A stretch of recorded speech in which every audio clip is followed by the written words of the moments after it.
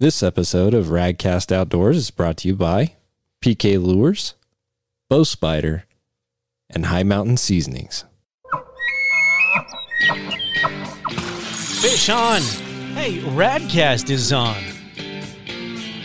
Hunting, fishing, and everything in between. This is Radcast Outdoors. Here are David Merrill and Patrick Edwards. Well, hello and welcome everybody to another episode of Radcast Outdoors. I've been on the road in and out, meeting with Patrick, goofing off. Not really. No, I've been all over the country, and we'll have to excuse Patrick today. He had a commitment come up, so it is me here today talking to you about, well, what David does normally. Outdoor stuff. So I've been all over the country this spring, Total Archery Challenge, shooting my bow, talking about Bow Spider. Definitely want to check that out. Here pretty quick, I am going to put down the bow and pick up the fishing rod and go do a little fishing. So if you're itching to get out and about, guys, it's summer's in full swing. So grab some burgers, sprinkle some High Mountain seasoning on it, grab a couple PK lures, go to the lake, make sure your bow's tuned up and ready to go because tag results are out. You should have a pretty good plan for what your season is. I'm still trying to debate on do I do 10 days here, 12 days there, 2 days here, but I digress. I didn't draw much wonderful. So hopefully somebody out there listening is like, oh, I did. Good for you. Tag us in some pictures and photos in the comment. Please excuse Patrick for the day. We'll miss his absence, but I do have a guest, Amy, and she is with Bowhunters United. We've chatted back and forth and corresponded. Bowhunters United is kind of the, I'm going to call it the nonprofit wing of ATA. Is that correct? So I'm going to let you kind of, give us an idea of what Bowhunters United is, why you're even remotely involved, why you're excited to be part of it, and, a quick snippet on what the ATA is and why people should join. So my name is Amy, and I'm the marketing and communications manager for the Archery Trade Association, and I run our brand Bowhunters United. And so Bowhunters United is a national organization for all bow hunters, no matter how you participate, whether it be compound, recurve, crossbow. We're the organization that ties everyone together. And mostly what we do is we protect bow hunters' rights at the state and federal level. So what the ATA is the ATA is the Archery Trade Association, and the ATA is the association that brings all of the manufacturers, distributors, retailers, all the guys that make up the archery industry together, and we help them with their businesses and promoting the sport of archery and bow hunting. And I am super excited to be part of the ATA and Bowhunters United, not only because, bow hunters are out there making a difference, but just archery as a whole is a great place to be. That's awesome. So, Bow Spider has been an ATA member for several years now. I will give a shout out to, I got a hold of ATA's annual kind of market report way back in college when I first started my business proposal for Bow Spider, and some of the data was really relevant to applicable. When you're starting a business, you got to get financing and funding, and you better know what you're talking about and market size and value and engagement rates. So ATA is obviously an organization that's been around for a while. Why did Bowhunters United start? So Bowhunters started because the archery industry, we have our archers and our bow hunters. And so a lot of the consumers of the manufacturers, dealers, distributors, all those guys that make up the ATA, their end consumer is the bow hunter. So we provided a space for all of the different bow hunters to come together, to learn more about the sport, protect it, promote it, preserve it. And ultimately what we're doing is we're trying to protect bow hunters' rights at that legislation table. And so we met and talked about, I think it was in Oklahoma. There was some legislation going on here recently, and I can't quite put my finger on it. What was it? It was the inclusion of air guns or air bows into the archery-only season.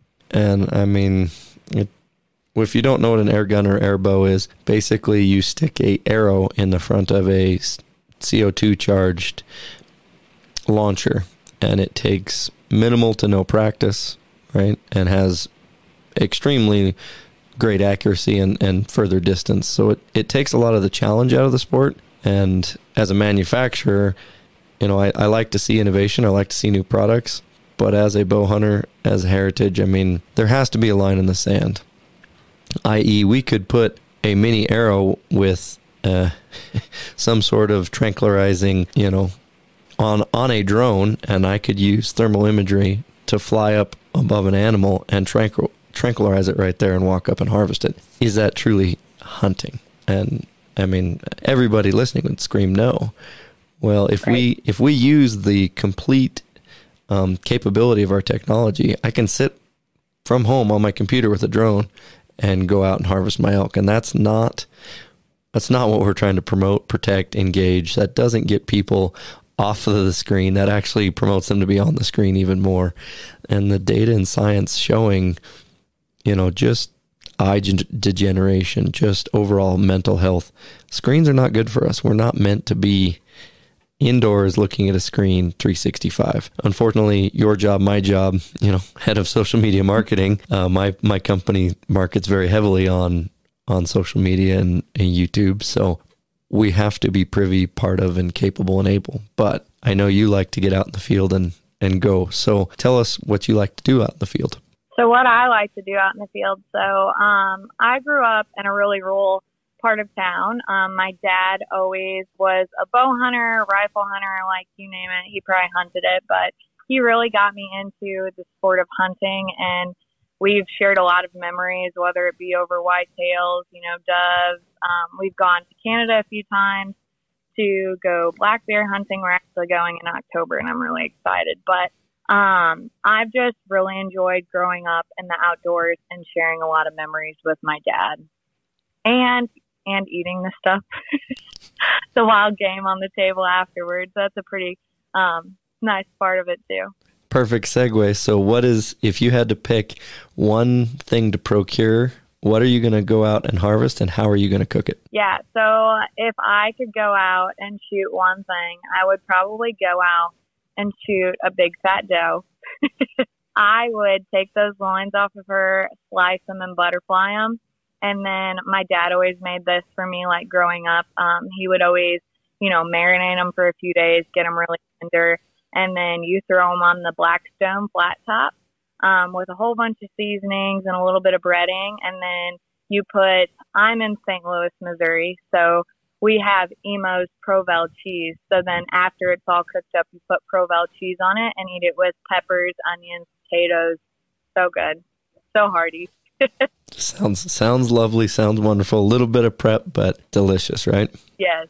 As you're going out there in the field now and promoting the business, what are some things, as you're promoting conservation and bringing these issues, state by state case basis, to the forefront, what are some similarities you're seeing out there that we need to be aware of? So there's a lot of people out there that are like anti-hunters and things like that, and they try to bring to the table items that would not be beneficial for bow hunters or our conservation.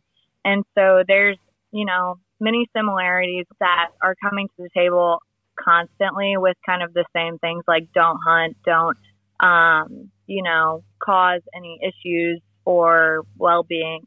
To further extrapolate on that, I've seen this premise, this thought, this idea that we as humans who engage in harvesting animals are harming nature, right? Whereas somebody who's just a hiker, photographer, bird watcher has no impact. They're not harming nature. And the difference, and that premise is faulty, 100%, right? You have an impact on nature. There's more deer killed by cars than there are hunters in this country. So right. You are having an impact, whether you want to acknowledge it or not. We just choose to acknowledge that we're having that impact. And I'm glad that Bow Hunters United is coming to the forefront and starting to gain some traction, because the other side is very united in their defense against removing our rights. And they are adamant. They've said to me more than once, they're fine with a government agent coming in and removing 100 animals, but they don't want a hunter to come in and remove one. Right. That premise long-term is not good for us, right? So Bow Hunters United is bringing some of these issues to the forefront. Are there some other ones that are coming up that people need to be aware of? Right. Yeah, absolutely. And so by joining and being a member, you're going to get to know what's going on in your state, right? Because sometimes awareness is the first key. So is there any other issues like the airbow that have come up to the forefront that Bowhunter United is working on? Yeah, so we have a newly one, and it's going on in Minnesota. We have a new action alert out, and so I'll give us a little bit of background on our action alert system. So, you know, us as Bowhunters United and the Archery Trade Association, we use our inaction to be the inside ears on what's happening at the legislation table. And so we're able to provide our members with all of the information that they need to know on what's affecting the bow hunting community. So we have an action alert system that's part of your membership. And the action alert system, basically, we do all the research. We stay in tune on what's going on. We give you a description. You put your name, email, location in, and then we write a pre-written email, and then you just press send directly to your legislator, and it will tell your legislator later, like, hey, please support this piece of conservation because it's great for bow hunters, or please don't because it infringes on my bow hunting rights and it's really bad for the wildlife in my area. So that's the big part of Bowhunters United, and a membership benefit is our action alert system. And so last month we did have the Oklahoma airbows issue, and we had a super great victory with that. All of our members got involved who were in Oklahoma, and they sent our pre-written message to their legislators saying, no, do not have the inclusion of airbows into the season because it infringes on my rights. Like, it will not be good for us. And we did have victory with that. And we also went to the Total Archery Challenge where Dave was, and we got other people who weren't Bowhunters United members involved in killing that legislation. So that was a huge victory for us. So how does somebody become a member of Bowhunters United? So you can become a member by going to bowhuntersunited.com. And it's a yearly membership. It's only $25. There's a lot of perks. Of course, the action alert system. And then you get a hat, decals, stickers for your bow cases. We have partnered with Deer and Deer Hunting this year, so you get 6 issues throughout the year, and that has our exclusive content in it. Awesome. So you're going to get some swag, you're going to get up-to-date action alerts, and you're going to get a magazine with some great info. I know that at some point in time, Bowhunters United is going to partner with Bowspider, and we're going to be doing some cool giveaway stuff there. So you can hop on over to Bowspider and check them out. We're going to support you guys because it's a great, I don't have time to figure out what's going on across all 50 states, right? I would have had no idea, having not been at TAC, having not been in Oklahoma, that this was an issue. But by being a member, now I get an alert, and, you know, while I don't get to vote in that state, I can obviously voice my opinion, and social media is super powerful in today's day and age. And that's something I want to talk about is, you know, while it's a great tool, it's also a tool we as bow hunters need to be very cognizant of what we're posting, how we're posting, the reverence and respect we need to show for the wildlife. And not everybody's used to seeing tenderloins removed from a deer and put on a skillet. You know, it takes a little bit of time to get used to that process, but I ultimately believe in everybody should be privy to where their protein comes from. Right. If you're not, you're just hiring a hitman to go do it for you. Absolutely. And is it the most glamorous, clean, glorifying process? No. I mean, at the end of the day, something is losing its life to sustain yours. I'm not trying to sit here and say we need to recruit 95% more people into bow hunting because, well, I like to go to my spots and not have people there. But I want 95% of the people out there to not be against me doing that. That is that aspect of that social media. It is both good and bad, double-edged sword. The antis love to get a hold of any little toehold they can and blow up, you know. And so we need to join together. We need to stand up and say, no, we are going to continue to do this, and this is long-term sustainable, and we have the data to prove that. So, I mean, I'm glad you're part of Bowhunters United. I'm glad you're out there promoting it. I'm super excited to work with you. I mean, it's awesome that you can come on the podcast. What are some hunts you're looking forward to doing besides the black bear hunt with your dad? Oh, so I mostly kind of just stick to Missouri. But other than the black bear hunt in Canada, I'll probably do some whitetail hunting. I like to go bow hunting more than I do firearm hunting just because it is warmer. It's warmer. Okay.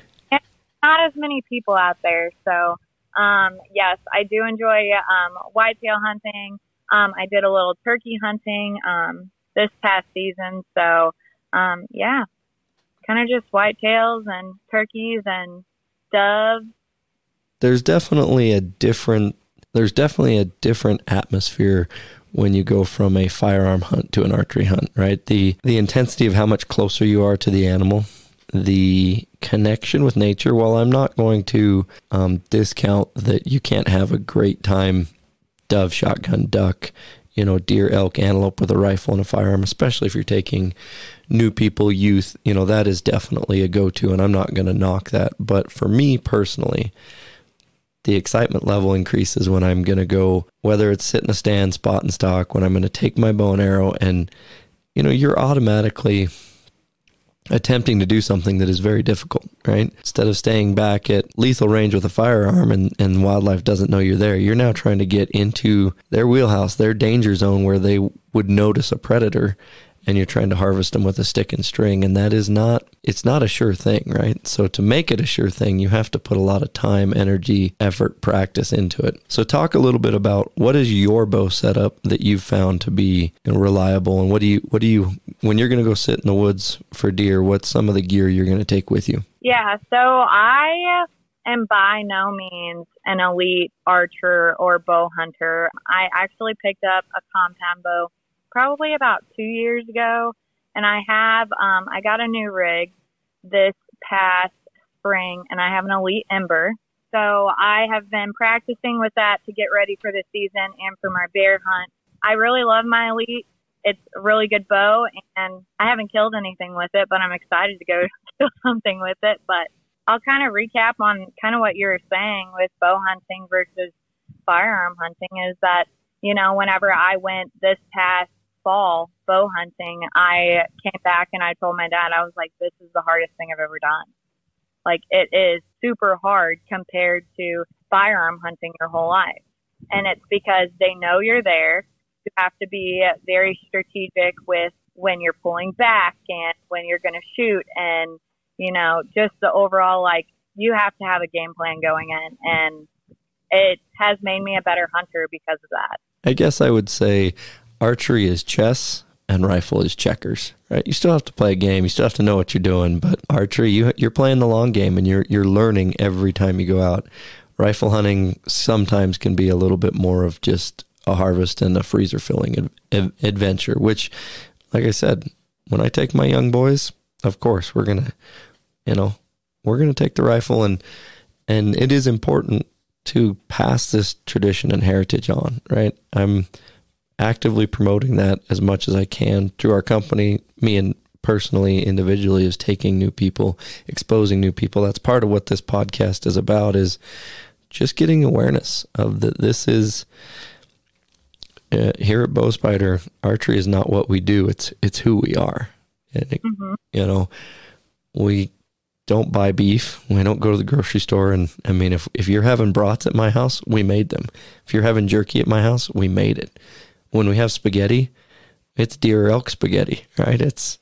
We ground the burger. We made the burger, right? So there's a different level of connection when you go to that freezer and you pull out a pound of burger. You don't unwrap it from the cellophane, have no idea where it came from, mix it and make spaghetti and go, oh, look, I made spaghetti. No, my boys and I sat down and we trimmed it up and we ground the burger. And then we unthought, and then we make the spaghetti. And they know, field the table where dinner came from.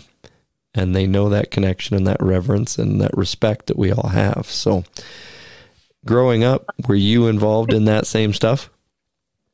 Yeah. So my dad and my family does the same, but I was brought up, my godparents are butchers.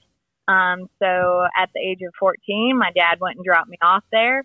And during deer season, we would bring in around, probably 700 deer per season. And so it was a great, experience just to see how, all of these hunters bringing in these animals, and then I know how they're killed. I've been out in the woods. I know how the hunt goes. But then bringing it into like a processor for some of those who don't know how to do it at home, when they bring it to the processor and then you break the whole deer down, and you see, the cleanliness of how some people clean their deer versus the other, and then, breaking it down and then put it in the freezer, and then like seeing them so excited to take it home. That was a really awesome thing to experience, especially with just like not only deer, but, beef, pork, and all the other things that we did really translated into making me a better, butcher at home and doing those same things. Go-to knife for doing that work? Do you have one that you like? I do not have one that I have a preference over. But just whatever drawer. Yeah, you are prepared when you go get that bear to bring some meat home, right? You are prepared when you go out and get a deer to bring some meat home, and you're capable and competent to do it. 100%. There were so many times, and I'm not, shaming those who don't know. They just need an educated teacher. But there were so many times that I did work at the processing plant that, during youth season or deer season, that some like older gentlemen, whether they be in their 20s, 30s, they had never field dressed a deer, and they would come up with their trailer with their deer on it and say, "Hey, can I pay you $20 to field dress this?" And I would say, I will help you and I will teach you, but like, you're going to do it. You need to learn how to do it, because you just can't go out there and shoot an animal and not know what to do with it after that. Just like I said with bow hunting, you got to have a game plan. Got to have a game plan. And that's one of the favorite meats on the podcast is antelope meat. But the majority of the time you're harvesting antelope in the heat, not just warm, but in the heat, up to 100-degree days. You would never, if you took your antelope here in Wyoming whole to a butcher and said, "Hey, let's field dress this here," it's not going to make it. You're not driving 2 hours. And we've talked about it, having that game plan. My game plan is we take a tripod so we can get that antelope up off the ground. We have a bucket. So, it's the tripod's on the back of the four-wheeler, bucket's there. We have ice and coolers, and that antelope is dissected and on ice in minutes. And if you get that meat cooled out on ice, it's some of the best.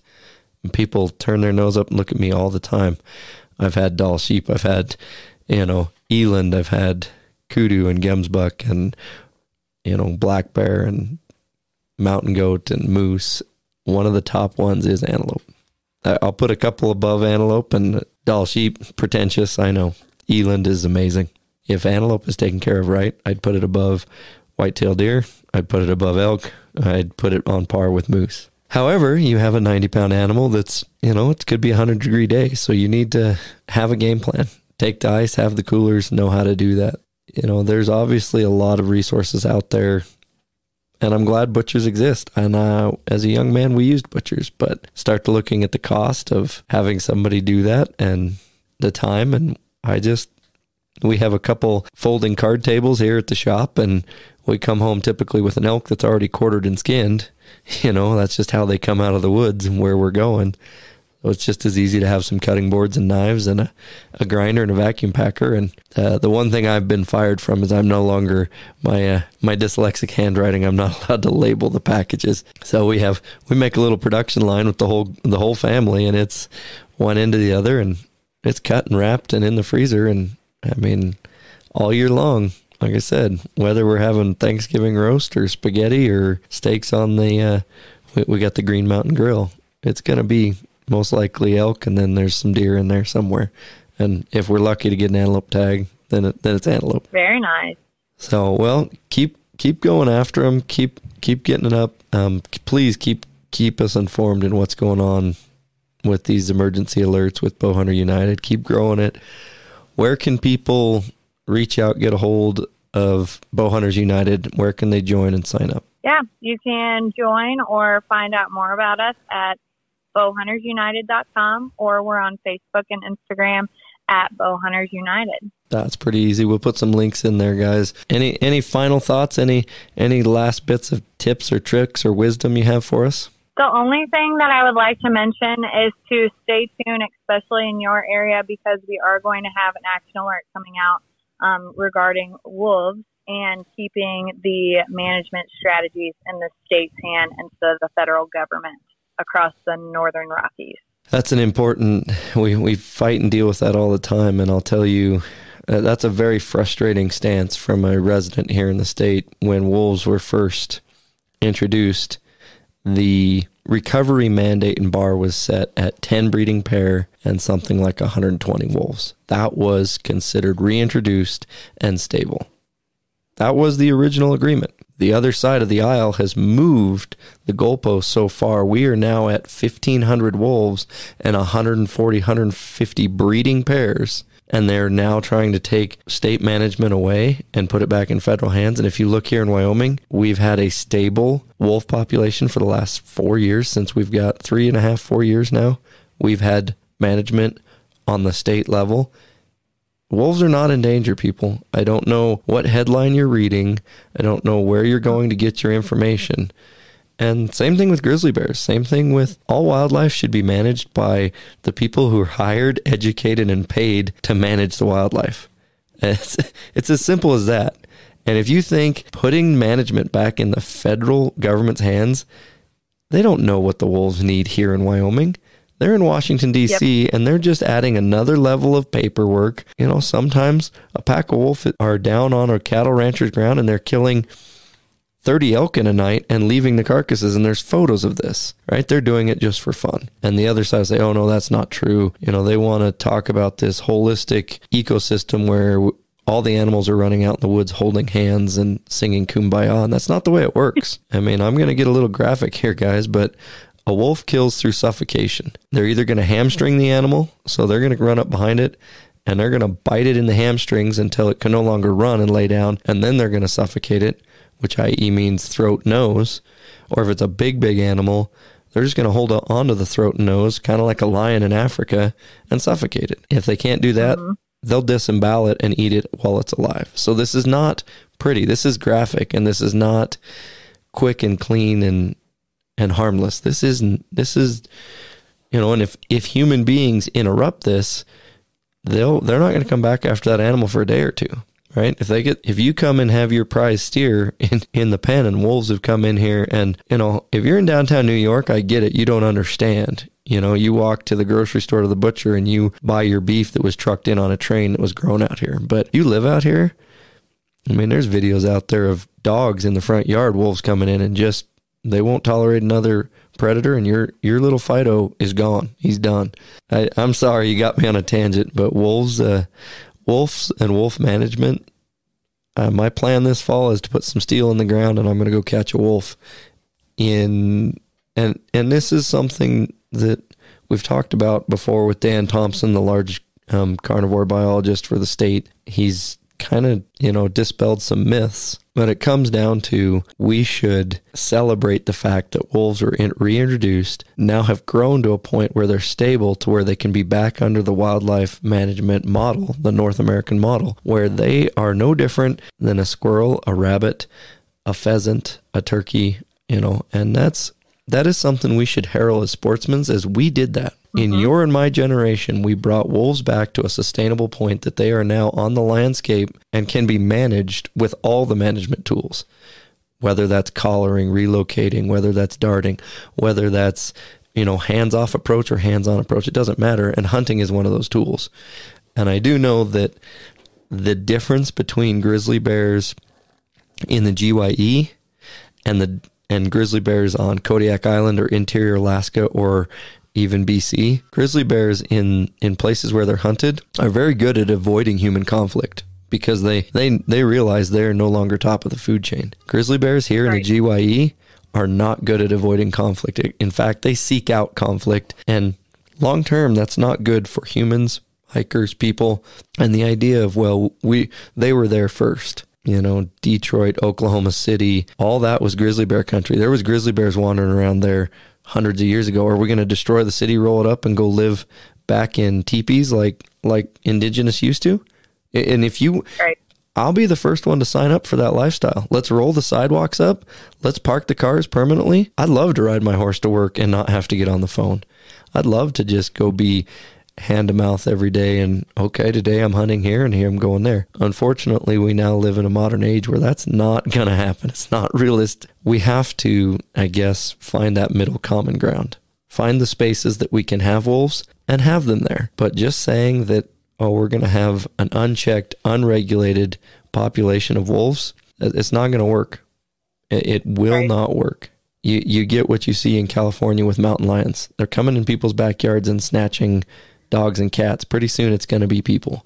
As they get more emboldened and more used to, coyotes in Las Vegas, Nevada are hopping 6-foot cement walls and jumping in people's backyards to pick up cats. It is back to what I said earlier. We as humans, whether we are actively engaging in conservation and the sports North American wildlife conservation model, or whether we're, bystanders and watching it, you do have an impact. If you drive through Yellowstone National Park, take a picture of an elk, you drove on a road that wasn't historically there, that blocks migration routes, that kills animals through vehicle mortalities.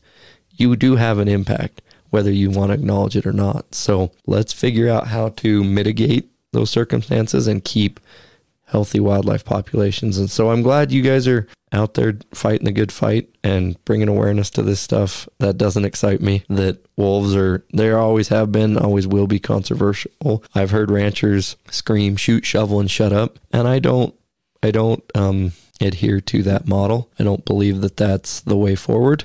On the other side of the coin, I don't think that hands-off approach to an apex predator that's a carnivore on the ecosystem is going to be healthy. Right. So absolutely. Okay, well, thanks for bringing that to our attention. We'll stay tuned, and I will share it out when it comes available. So if you guys are out there listening, go join Bowhunters United. Get involved in some aspect. Definitely take a kid outdoors hunting or fishing. I mean, it has a lasting lifetime impact. You, as an example, are in a job, in a career, in a field that is doing something to increase your passion, right? Yeah, for sure. Yeah. It was me, and then it was firearms, and now I'm in the archery industry. So yeah, what's more American than that? So well, you started as a young kid at a butcher shop seeing these deer come in, and so did you naturally progress to wanting to go in the woods, or were you already going in the woods? I was already going in the woods, and yeah, it was kind of just like a full circle thing, just to see everyone else like bringing their animals in, and then they're like, okay, like do your thing. And it's like, I feel like everybody should have this skill, but some people just don't have the ability to do it or resources, and yeah, we just made it happen. I can remember one of the first deer my dad harvested, we took to a butcher, and you walked in the door, he weighed your deer, he goes, okay, it's so much pounds, walked over to the freezer, pulled meat out and said, here you go, here's this much cut weight. And I went, wait a second, hold on, that's our deer and this is somebody else's deer. I don't know that deer didn't sit in the back of a truck for however long, or what was its body condition, or what was the field dressing condition of that deer. And so we then went to a butcher that was, you drop your meat off, they put it in a tote, you came back a week later, it was labeled, it was your deer, right? So gone are the days of the trade butchers. I don't think anybody really subscribes to that methodology anymore. I certainly wouldn't. And for your first couple harvests, sure, find a local butcher. I used a butcher on Kodiak Island this fall. We got off of the float plane trip hunt. I had 7 hours to get on the plane and fly back down to the States. So I didn't have access to the grinder, the vacuum packer, the meat, the cutting board, the table, right? That takes, or the time and capability. So yeah, I dropped it off at a butcher and I said, make me jerky snacks, make me snack sticks, make me some ground, make me some butterfly steaks. And so occasionally even I still subscribe to that model, and it's a good way to go. There's nothing wrong with picking that back up and going, hey, I harvested this, and go home, make your spaghetti. But I would challenge anybody who's done that a few times that wants to know more.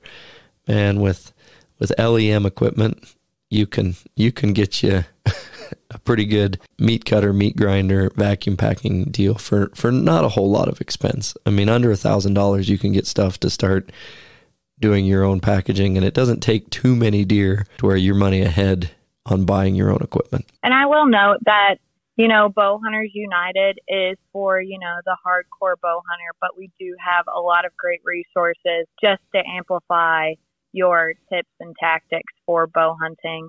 And so that we cover tips and tactics, whether it be from, preparing your land or, like field dressing and preparing meat and meals, recipes, target practice, anything that has to do with bow hunting we cover. So that is also included in the membership and on our website. Awesome. Well, I mean, the most important piece is that action alert, but there sounds like there's a lot of other facets. So go out, get involved, join up, guys, check them out, see what they're doing, right? They're doing good things with your funds. They're not going out and squandering them. They're utilizing that resource to bring something good to bear. So Amy, I appreciate it. I really do. Thanks for hopping on and joining us. And I know we got on a couple tangents there, guys, but hopefully we'll have Patrick back on next time. And as always, have fun out there, guys. Thanks again for listening to the Radcast Outdoors podcast.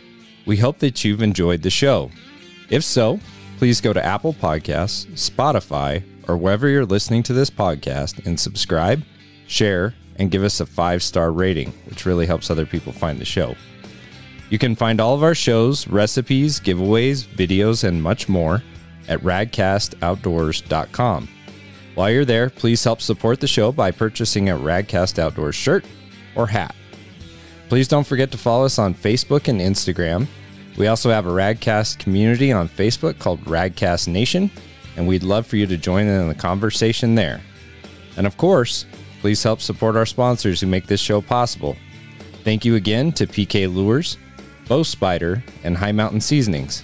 Until next time, get out there and enjoy the outdoors.